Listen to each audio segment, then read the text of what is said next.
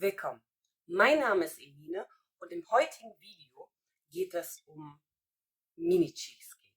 Ich zeige dir, wie das Ganze in der Herstellung, also wie das Rezept funktioniert und falls du jetzt neugierig geworden bist, dann bleib doch einfach dran. So, wie du siehst, das sind die ganzen Zutaten, die man benötigt, um die Mini-Cheesecakes zu backen. Das Ganze ist auch gar nicht viel. Ich schreibe nochmal unter das Video in die Beschreibung alle Mengenangaben. Und dann würde ich sagen, dann lass uns mal loslegen und ich zeige mal, wie das Ganze funktioniert. Als erstes kommt der Frischkäse in eine große Ölschüssel. Also ich meine in eine normale. Dann der Schmand. Dann der Zucker. Und das Ganze wird erstmal schön gut verrührt. Auf niedriger Stufe. Danach kommen nach und nach, also die Eier mit hinzu.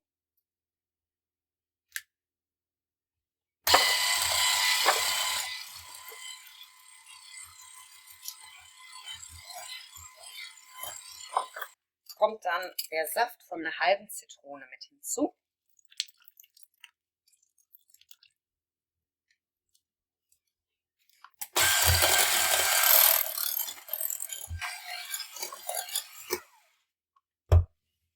So, am Ende haben wir dann noch die Stärke. Das habe ich vergessen zu erwähnen. Da wird dann ein kleiner Teil von der Masse mit in die Stärke gemischt, damit halt keine Klümpchen in der Masse entstehen. Das Ganze kann man dann auch super einfach so umrühren. Und wenn das Ganze sich dann vermischt hat, kann man das Ganze dann zu der Masse geben.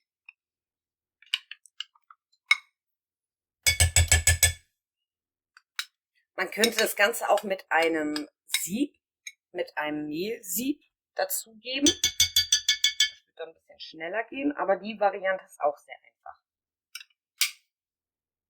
So.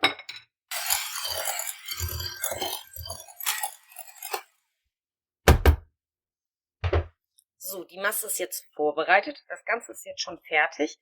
Jetzt geht es an den Boden. Für den Boden brauchen wir ganz normale Kekse. Da kann man auch Schokokekse nehmen. Also da ist eigentlich egal, welche Kekse ihr nennt. Und Butter brauchen wir. Die Butter muss kurz geschmolzen werden und die Kekse müssen zerkleinert werden. Und wenn ich das erledigt habe, sehen wir uns gleich wieder. So, ich dachte, ich zeige das nochmal ganz kurz. Die meisten zerkleinern ja die Kekse im Mixer, aber das Ganze funktioniert auch einwandfrei mit dem Stabmixer. Das zeige ich euch mal.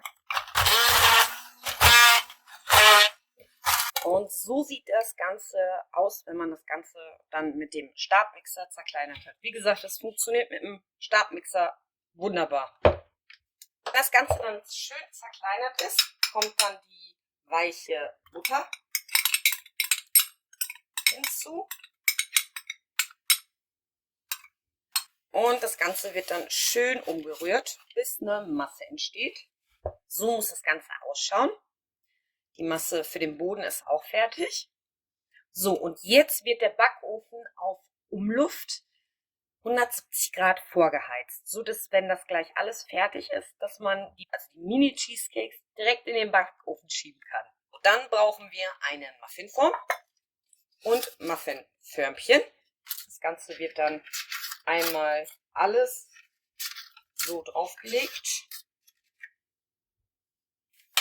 Wenn das Ganze dann soweit ist, kommt dann die Keksmasse mit in die Förmchen.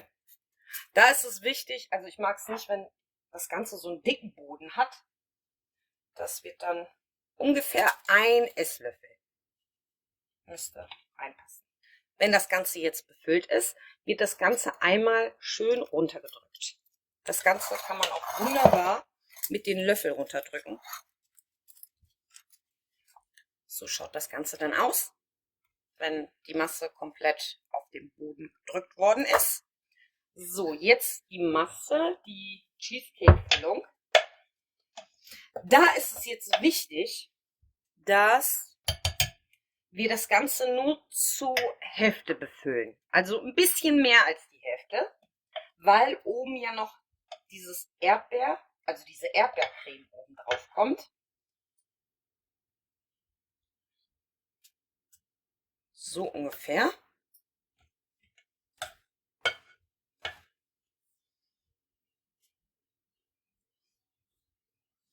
Am Ende noch mal schön alles ein bisschen runterklopfen, damit die Luftbläschen auch rauskommen aus dem Teig. Das Ganze wandert jetzt für ca. 20 Minuten bei 170 Grad in den Backofen und dann sehen wir uns wieder. Aus der Masse entstehen ungefähr 21 Cheesecakes. Ich habe jetzt die letzten 9, die habe ich jetzt so auch in, also diese Silikon-Muffin-Form gefüllt, plus diese normalen Muffin-Förmchen und habe oben ist noch ein bisschen von den Streuseln übrig geblieben, also für den Boden.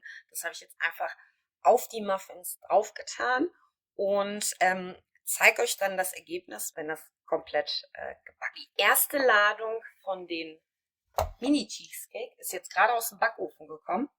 Das Ganze war ein bisschen höher. Das geht ja schön im Backofen auf. Und in der Zwischenzeit, wo ich jetzt die anderen Mini-Cheesecake in den Backofen getan habe, ist die Masse schon runtergesunken. Und hier wollte ich nochmal zeigen, man sieht, hier ist noch ordentlich Platz und da kommt dann gleich die Erdbeercreme oben drauf. Und dann muss das Ganze ein paar Stunden leider abkühlen. Und zwar geht es auch darum, dass, also viele wissen es ja auch, wenn man Käsekuchen macht, da muss er ja meistens immer über Nacht stehen, bis man das Ganze wirklich essen kann. Und bei den Mini-Cheesecakes ist es genauso, aber glaubt mir, es lohnt sich. Ich benutze übrigens TK-Erdbeeren. Ihr könnt natürlich auch frische Erdbeeren benutzen. Und das Ganze ist jetzt aufgetaut. Dazu kommt dann noch eine halbe Zitrone.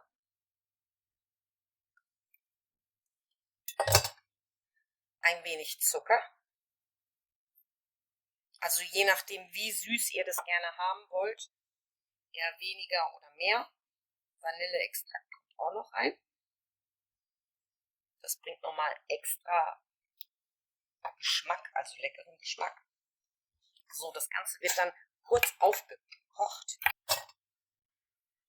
Wenn das Ganze dann ein paar Minuten schön geküchelt hat, nehmt ihr euch ein Esslöffel Wasser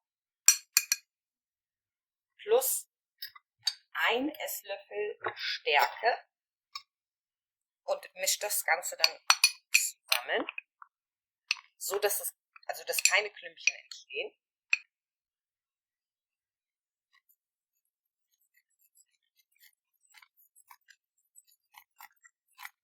Und wie ihr seht, das Ganze wird jetzt richtig schön cremig. Und so soll die Konsistenz sein.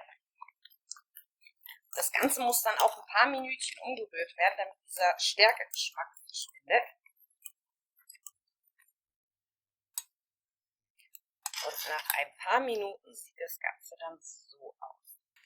Die Mini-Cheesecakes sind jetzt ein bisschen abgekühlt und das Ganze kann dann einfach oben drauf getan werden.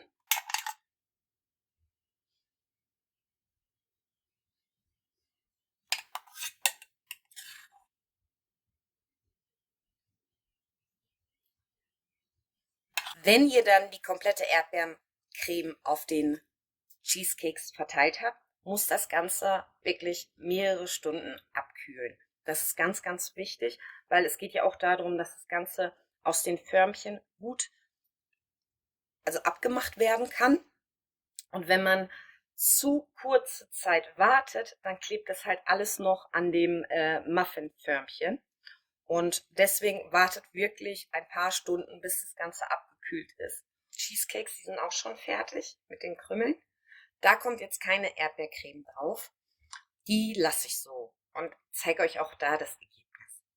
So, das Ganze ist fertig. Also fertig gebacken und fertig abgekühlt. Und wie ihr seht, also ich hoffe, man kann es richtig gut erkennen, Das Ganze sieht auch wirklich richtig, richtig schön aus. Vor allen Dingen, wenn man es serviert. Da freuen sich nicht nur die Kinder, sondern auch die Erwachsenen.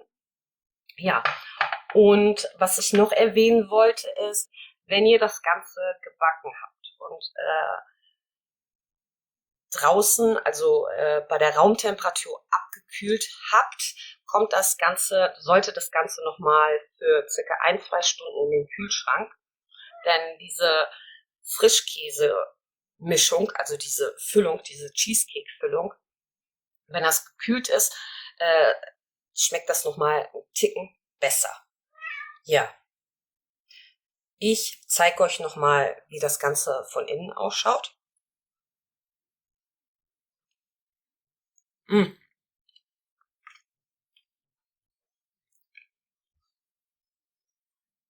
Ich hoffe, man sieht es. Das Ganze schmeckt wirklich unglaublich gut. Also ich liebe generell diese Cheesecake-Sachen, Kuchen. Und dadurch, dass das Ganze auch so schön klein ist, dann bleibt es auch meistens bei 1 oder auch 2, je nachdem. Und ja, falls dir das Video bis hierhin gefallen hat, dann vergiss mir nicht einen Daumen nach oben da zu lassen.